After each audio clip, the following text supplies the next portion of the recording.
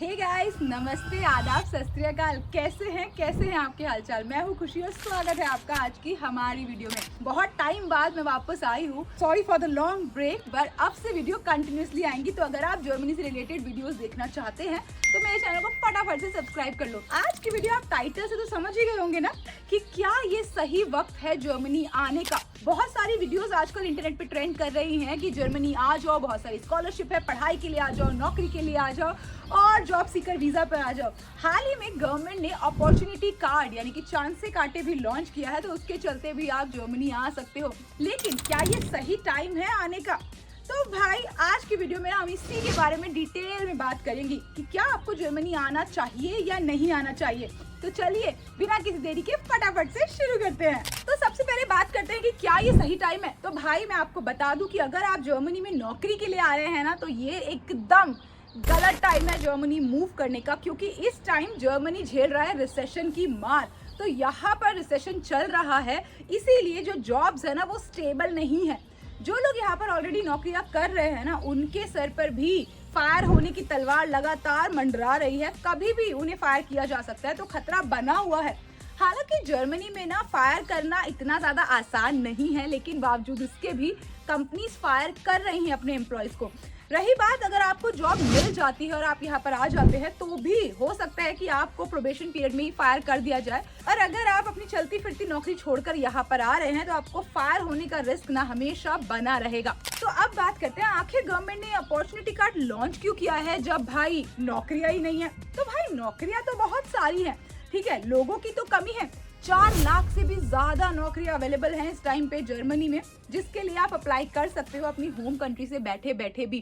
Chances हैं कि आपको नौकरी मिल भी जाए, लेकिन अगेन मैंने आपको बताया ना कि फायर किया जा सकता है, क्योंकि जर्मनी झेल रहा है रिसेशन की मार। वैसे तो जर्मनी जो है ना यूरोप की स्ट्रॉन्गेस्ट इकोनॉमी है, लेकिन बावजूद इसके भी रिसेशन यहाँ पर चल रहा है। अब बात करते हैं कि आखिर अपॉर्चुनिटी कार्ड क्या है। तो अपॉर्चुनिटी कार्ड है चांस से काटे, यानी कि वो एक तरह का जॉब सीकर है, जिसके चलते आप जर्मनी में आ सकते हो, यहाँ पर नौकरी ढूंढ सकते हो।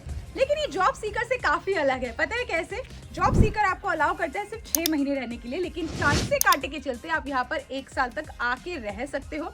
और साथ ही साथ ना, अगर आप अपॉर्चुनिटी कार्ड के चलते आते हो यहाँ पर, तो आप ना नौकरी ढूंढने के साथ साथ जॉब कर भी सकते हो। अगर आपको कोई छोटी मोटी नौकरी मिल जाती है कैफेज में, रेस्टोरेंट में, तो आप वो भी कर सकते हो और आप हफ्ते का 20 आवर्स पर वीक तक काम कर सकते हो। अब बात करते हैं कि अपॉर्चुनिटी कार्ड की एलिजिबिलिटी क्या क्या है। तो देखिए, अपॉर्चुनिटी कार्ड के लिए अप्लाई करने के लिए ना आपको एलिजिबल होना पड़ेगा, जिसके लिए आपको चाहिए 6 पॉइंट। बहुत सारी अलग अलग कैटेगरीज है, जैसे कि अगर आप लैंग्वेज की कैटेगरी में आपको कुछ पॉइंट्स मिल सकते हैं। अगर आपके पास जर्मन का C1 लेवल है तो आपको मिलेंगे 3 पॉइंट। अगर आपके पास जर्मन का B2 लेवल है तो आपको मिलेंगे 2 पॉइंट। और अगर आपके पास जर्मन का B1 लेवल है तो आपको मिलेगा सिर्फ 1 पॉइंट। लेकिन चाहिए आपको 6 पॉइंट। और भी कैटेगरीज है जिसके चलते आप पॉइंट हासिल कर सकते हो। जैसे कि अगर आपकी एज जो है वो 35 से 40 के बीच में है, तो भी आपको 1 पॉइंट मिल जाएगा। अगर आपकी उम्र 35 साल से नीचे है तो आपको मिल जाएंगे 2 पॉइंट। आपको 1 पॉइंट और मिल सकता है कि अगर आपका जो स्पाउस है ना, वो ये सारी रिक्वायरमेंट फुलफिल करता है। इसके अलावा अगर आप जर्मनी में पहले कभी रह चुके हैं पास्ट में, तो उसके चलते भी आपको 1 पॉइंट मिल सकता है। इसके अलावा 1 पॉइंट आपको तब भी मिल सकता है अगर आपकी जॉब स्पॉन्सर्ड है। इसके अलावा आपको 4 पॉइंट मिल सकते हैं अगर आपके पास जो आपकी फॉरेन क्वालिफिकेशन है वो रिकॉग्नाइज है जर्मन एकेडमिक्स के। तो भाई ये तो कुछ पॉइंट्स है जिनके चलते आप जर्मन चांस से काटे के लिए अप्लाई कर सकते हैं। तो इन सब पॉइंट्स में से आपको 6 पॉइंट हासिल करने हैं, और अगर आपको मिलते हैं तो आप एलिजिबल होंगे। जर्मन चांस से काटे के लिए अप्लाई करने का प्रोसेस बहुत सिंपल है। आप ऑनलाइन इसके लिए बहुत ही आसानी से अप्लाई कर सकते हैं, लेकिन हाँ, आपको ब्लॉक्ड अकाउंट इसके लिए भी दिखाना पड़ेगा ही, ठीक है। तो ये तो बात रही जो जर्मनी ने लॉन्च किया है चांस से काटे, क्योंकि यहाँ पर स्किल लेबर की भारी मात्रा में शॉर्टेज चल रही है। लेकिन भाई जैसे मैंने आपको बताया कि क्या ये सही टाइम है जर्मनी मूव करने का? बिल्कुल नहीं, है ना।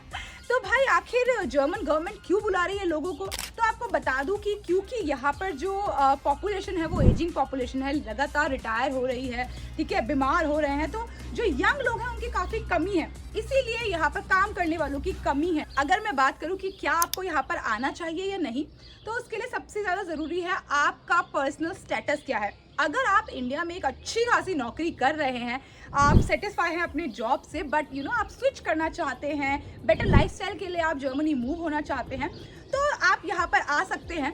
क्योंकि ऑफकोर्स जो लाइफस्टाइल है वो काफ़ी बेटर है। लेकिन अगर आप पढ़ाई के लिए जर्मनी मूव होने की सोच रहे हैं तो भी ये राइट टाइम है पढ़ाई के लिए, क्योंकि आप जब तक अपनी पढ़ाई कंप्लीट कर चुके होंगे तब तक जर्मनी भी रिसेशन से ऊपर आ चुका होगा, ऐसा मैं होप करती हूँ।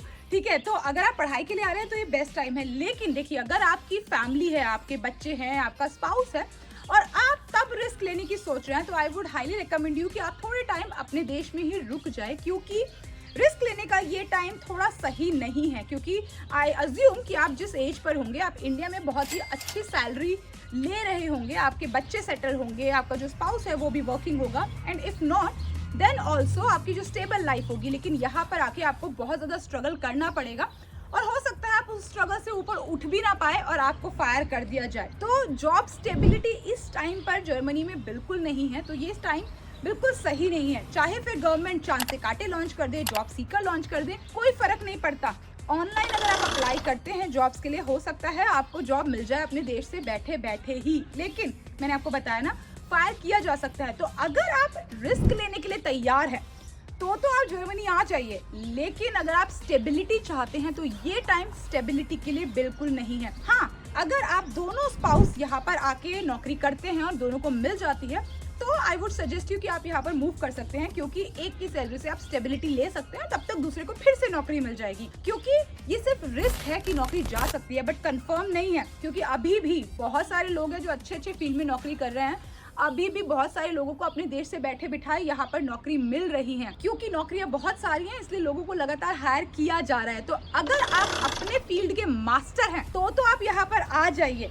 लेकिन अगर आपको लगता है कि नहीं बाबा, आपको अगर थोड़ा भी डर है ना, तो प्लीज इस समय जर्मनी मत आइए। तो इस वीडियो को फटाफट से उन लोग के साथ शेयर कर दो जो जर्मनी के चांस से काटे को लेकर बहुत एक्साइटेड हैं और यहाँ पर आने की सोच रहे हैं।